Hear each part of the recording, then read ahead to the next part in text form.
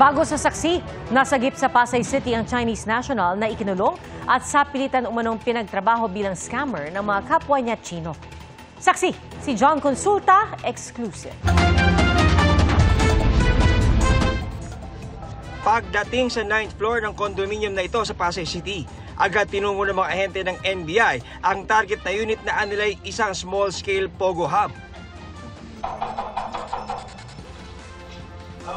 Nang walang magbukas matapos katukin, lumapit na ang asset ng NBI at pinindot ang code ng electronic lock ng pinto.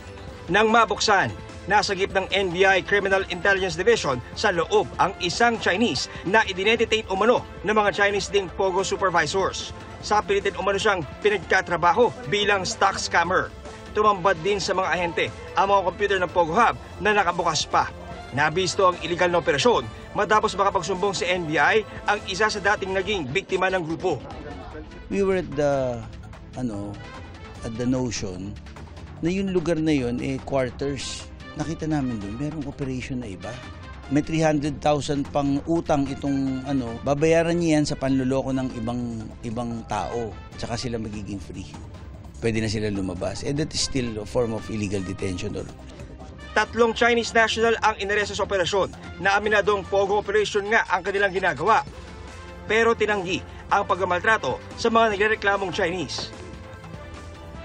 Is it true that you're detaining this Chinese? You're preventing him from leaving your condo? Is it true?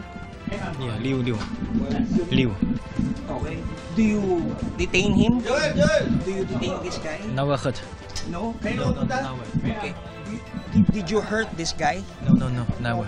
No? Never? No, I'm sure. Gusto malaman ng aming butihing Director Jimmy Santiago, kung ano talaga yung pinaka-gist ng kanilang operations dun sa computer. And we cannot do that without the warrant. Nag-file tayo ng illegal detention charge. Nag-file din tayo ng CAFASA law violation. Para sa GMA Integrated News, John Consulta ang inyong saksi.